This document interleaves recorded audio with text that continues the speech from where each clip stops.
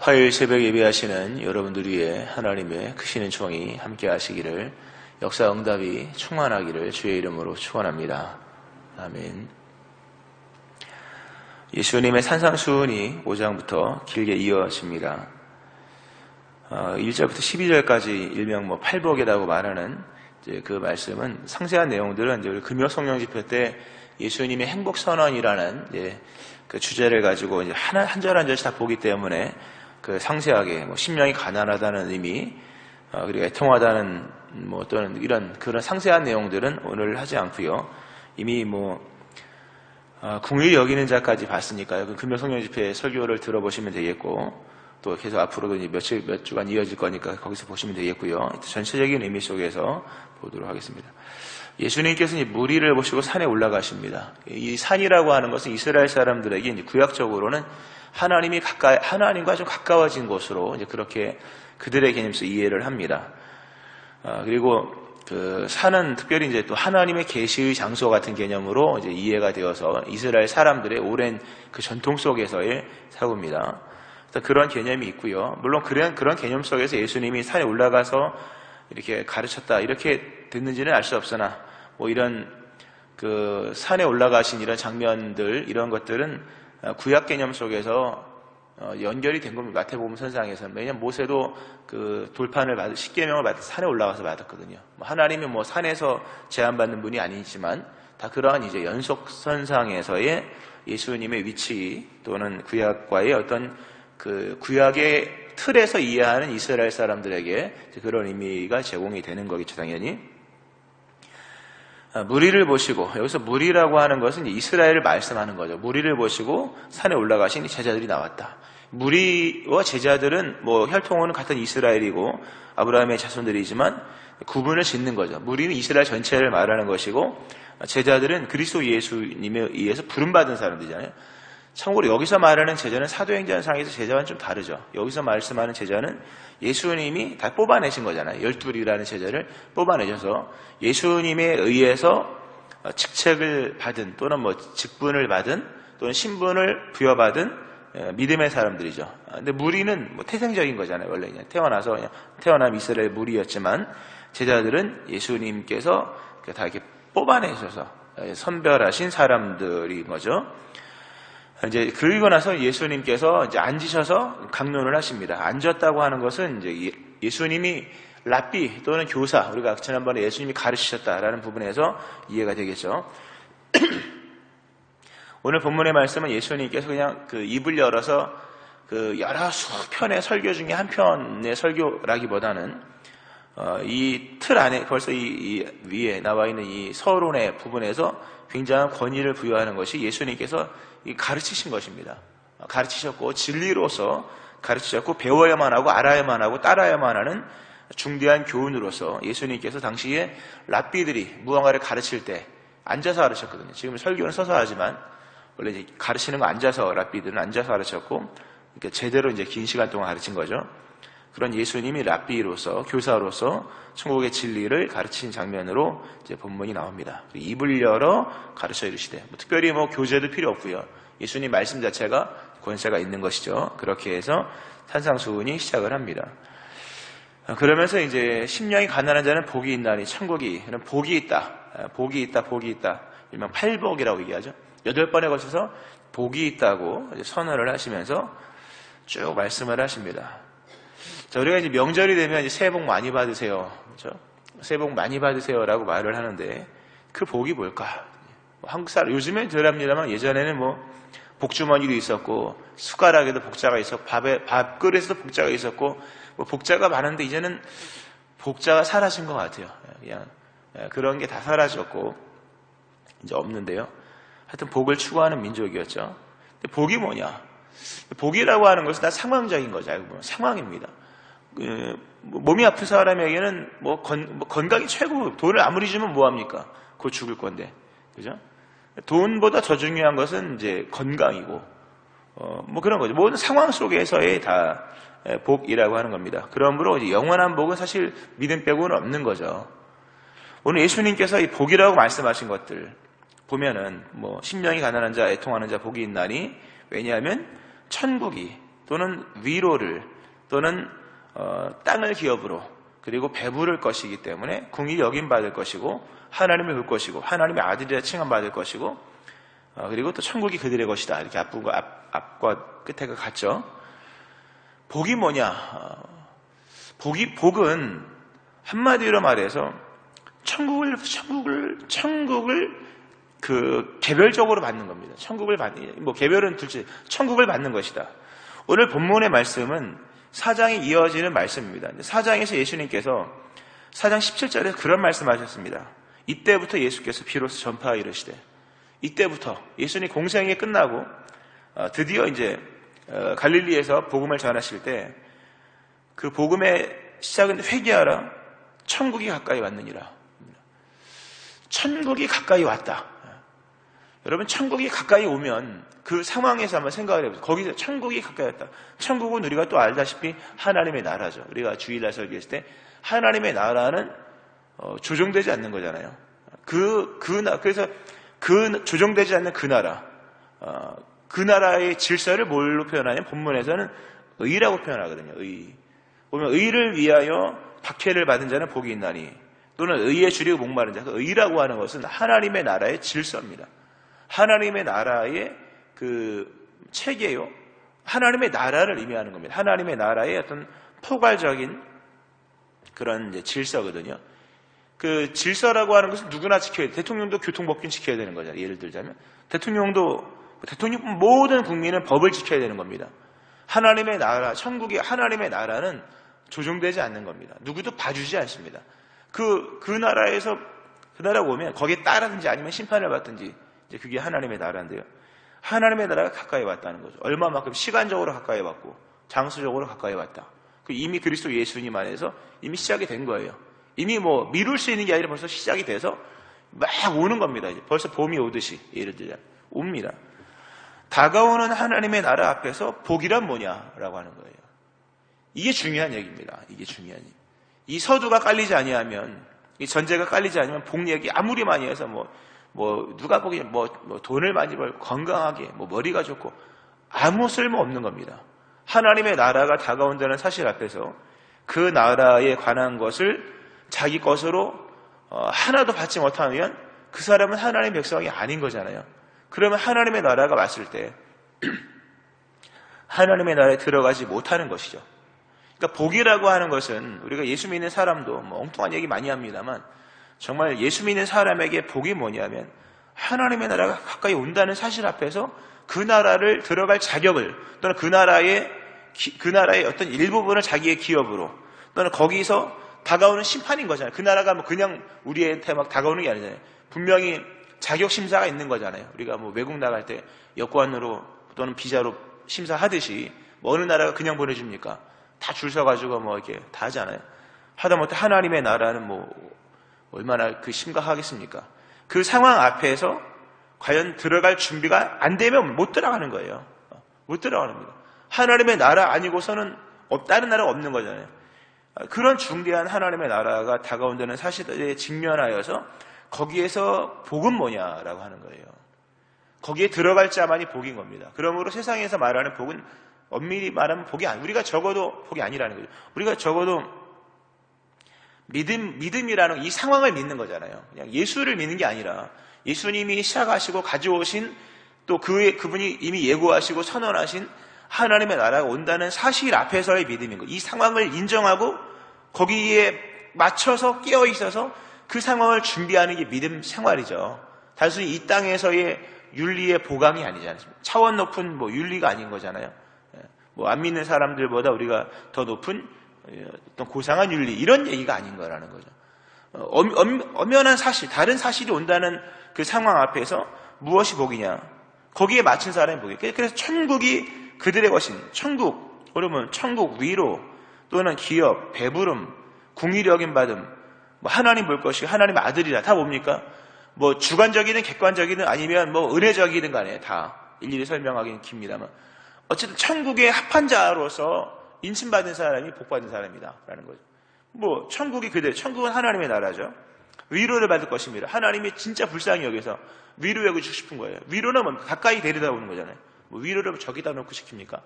모든 위로는 다 이렇게 긴밀함이거든요. 안아주고 뭐 이렇게 따뜻하게 해주고 뭐 이런 거잖아요.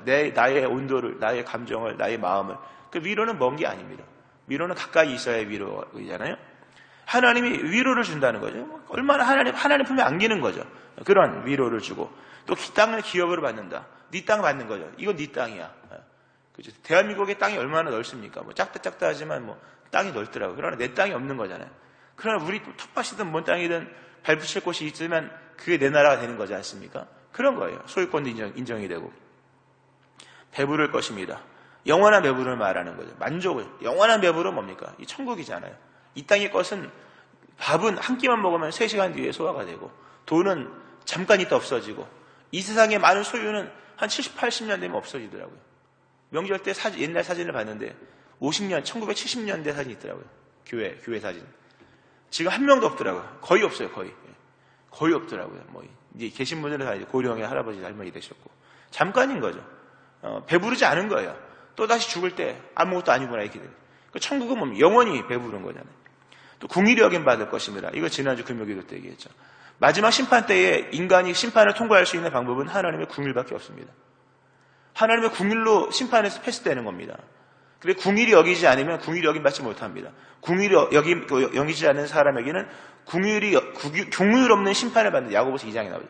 궁일 없는 심판, 무자비한 심판을 받으면 여기 패스할 사람이 하나님의 나라 들어갈 자격을 누가 얻겠습니까? 그러니까 아무쪼록 많은 사람은 불쌍히 여겨야 나도 하나님 앞에 불쌍히 여김을 받는 거예요. 정상이 참작되어지는 심판 속에서 자격 없는 자가 자격을 얻어서 천국 가는 거. 다 그런 얘기입니다. 또 하나님의 아들, 당연히 하나님의 아들이니까 하나님 옆에 있겠죠.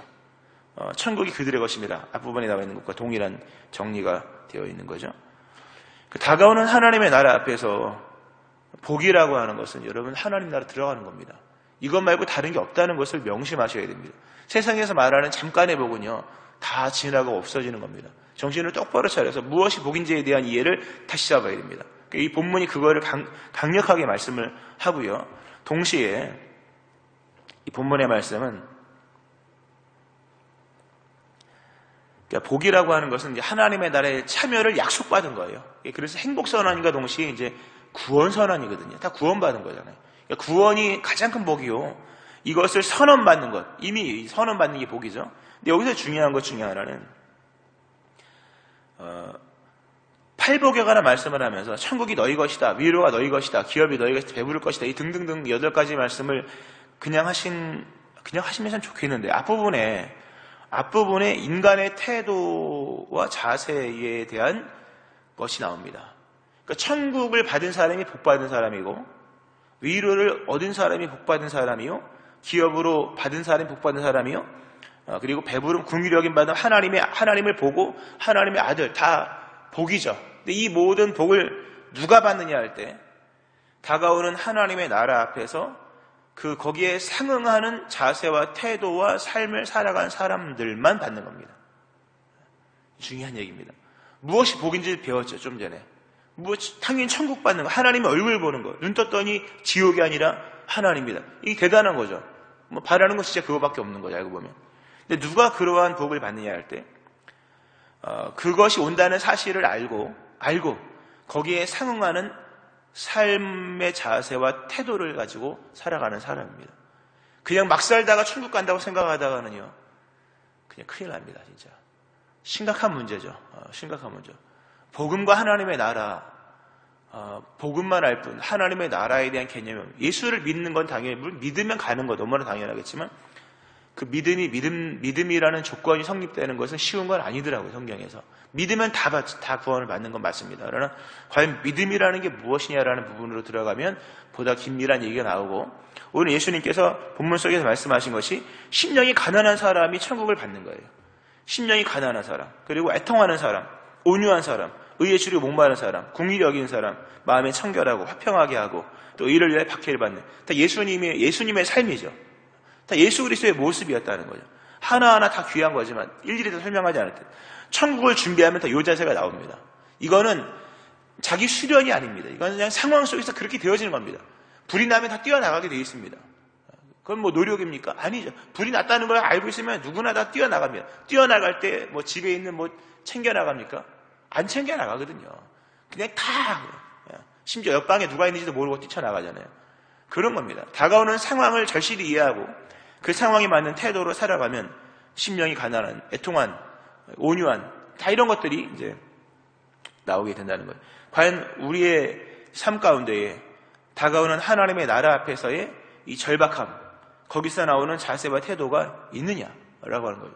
이런 자세와 태도가 있느냐라는 부분에서 우리의 신앙을 돌아봐야겠죠. 천국은 아무에게나 주어지는 것이에요. 심령이 가난한 자. 뭡니까? 마음이 늘 가난한 거죠. 이 땅의 것으로는 채워질 수가 없는 거예요. 잠깐 기쁘지만 그 기쁨을 영원하다고 인정하고 싶지 않은 거예요. 정말 이 뭡니까? 나의 소망은 하나님밖에 없는 거죠. 애통하는 자 보면 이게 슬픔의 어떤 눈물이지 않습니까? 애통하는 자. 정말 하나님의 나라를 기다리면서 원래 진실은 뭡니까? 이 눈물이 진실을 담잖아요. 믿음 생활하면서 눈물 한 번 안 흘리면 가짜입니다. 얼굴 보면. 믿음 생활하면 눈물이 나오죠. 어쨌든 기도도 마찬가지입니다. 눈물 없는 기도가 세상에 있겠습니까? 하다 보면 눈물이 나오는 거죠. 하여튼 진실은 통하고 진실은 눈물과 함께 나오는 거지 않습니까? 또 온유도 마찬가지예요. 다 이게 뭡니까? 인내하고 참는 거죠. 소망이 만드는 거죠. 온유는. 다 그런 거죠. 하나하나가. 신앙적 삶의 자세 속에서 정말 천국을 소망한다면 천국을 소망하는 자세가 나오게 되어 있는 겁니다. 이게 서로 이제 상응이 되어서 그렇게 소망하는 자들에게 천국이 이미 그들의 것으로 선언이 되는 겁니다. 여러분이 정말로 이렇게 심령이 가난하고 애통하고 온유하고 또는 누군 불쌍히 여기고 참 불쌍하다 저 사람 천국도 못 가니 이런 마음으로 정말로 진실한 마음이 있다면 예수님께서 이미 이 말씀으로 우리에게 선언해요. 너 천국 갈 자격이 있어. 천국 사람이야. 너 하나님 볼 거야. 네가 하나님의 아들이야. 너는 영원한 배부름을 얻을 것이야. 그리고 천국이 네 것이야. 얘기를 하는 거죠. 얼마나 감사한 말씀입니까? 이게 이 내용이 바로 팔복입니다. 상세한 설명은 따로 드리진 않겠습니다만 여기서 중요한 것은요. 믿음이라는 단어는 단 한 번도 안 나온다는 사실입니다. 천국은 믿음으로 가는 거잖아요. 믿음으로 가는 것인데 믿음이라는 단어가 단 한 번도 안 나옵니다. 여기서 한 번도 안 나오잖아요. 팔복에서 안 나오죠. 대신에 삶이 나옵니다. 삶이 나온다. 그리고 삶의 자세가 나오고 마음가짐이 나오고 또 어떤 소망의 초점이나 이런 것들이 나옵니다. 종교가 아니라는 거죠. 믿음은 종교가 아니다. 믿음은 삶이다. 교회를 몇 번 왔다 갔다 한다고 되는 게 아닙니다. 물론 교회는 나와야겠죠. 이게 굉장히 중요합니다. 그러나 이제 강조형입니다. 교회를, 그러니까 우리가 종교적 이해를 가지고 신앙생활을 하면요. 다 가짜가 됩니다, 나중에. 못 들어갑니다, 천국에. 종교적 이해가 아닙니다. 여기서 무슨 종교가 있습니까? 여기에 무슨 레위기적인 이기가 어디 있겠으며, 여기에 무슨 신명기가 어디 있겠습니까? 하나도 없는 거잖아요. 그냥 삶인 거죠. 삶으로 신앙생활을 하지 아니하면 천국에 못 가는 겁니다. 인간과 인간 사이에 궁율은 뭡니까? 물질을 불쌍히 여기는 게 아니라 궁율은 대상을 불쌍히 여기는 사람이잖아요. 사람과 사람 사이에서 믿음이 없으면 믿음 생활이 되지 아니하면 가짜입니다, 여러분. 가짜로. 천국이 그들의 것이며 그들이라고 말하는 것은 종교인이 아닙니다. 예수님은 엄청난 얘기를 하신 겁니다. 종교인들이 얼마나 많아요. 종교의 종사자들도 많았고 물론 저도 종교 종사자이지만 예를 들자면 그러나 종교가 아니라는 거죠. 이런 이 팔복, 천국의 자격을 누가 얻냐 할 때 삶인 거죠. 그러니까 믿음 생활을 종교로 이해하시면 안 됩니다. 뭐 교회를 몇 번 다니고 뭐 이런 얘기가 아닌 거죠. 교회도 우리의 삶인 거예요, 여러분. 교회가 종교입니까? 그럼 종교는 뭐 옵션이잖아요. 안 할 수도 있는 거잖아요. 아니, 우리의 삶이라는 거죠. 삶으로 이해하고 삶 가운데 신앙이 묻어나오지 아니하면 하나님의 나라를 들어갈 자격을 못 얻습니다. 예수를 믿는다는 것, 예수님이 뭐 종교 생활 하셨습니까? 아니잖아요. 말씀 맺으면서 이 팔복이 제시하고 있는 이 신앙의 의미가 큽니다. 그러니까 다가오는 게 아니죠. 정확히 히브리식 표현은 쳐들어오는 하나님의 나라 앞에서 침입해오는 하나님의 나라 앞에서 그 직면하여서 거기서 요청되는 태도를 가진 사람만이 그 나라에 들어갈 자격이 있는 것입니다. 의복을 미리미리 갈아입고 질서를 맞춰 살아가는 훈련을 해야겠죠. 그러나 이 모든 것을 더하시는 분은 예수님이십니다. 예수님을 믿고 예수님을 의지하고 예수님을 따르면 예수님의 자비와 은총 가운데 우리가 이런 은혜를 잊게 되는 것입니다. 오늘도 이러한 믿는 믿음으로 살아가는 여러분 되어지기를 주의 이름으로 축원합니다. 아멘. 기도하시겠습니다. 하나님 아버지, 하나님의 새로운 세계, 하나님의 나라, 다가오고 쳐들어오는 하나님의 나라 앞에서 무엇이 복인지를 깨달으며 세상에서 말하는 복이 아닌 것을 우리가 깨닫고 믿는 가운데 다가오는 주님의 나라를 준비하고 거기에 맞춰 살아가는 삶을 살기를 원합니다. 여기에 상응하는 삶의 자세와 태도, 그리고 더 나아가 삶이 곧 믿음인 것인데, 오늘 이러한 믿는 믿음 안에서 하나님의 나라로 나아가는 자들, 또 하나님의 나라의 합한 자로 인정받는 자 되어지기를 원합니다. 이러한 은총이 있기를 소망하오며 예수님 이름으로 기도합니다. 아멘.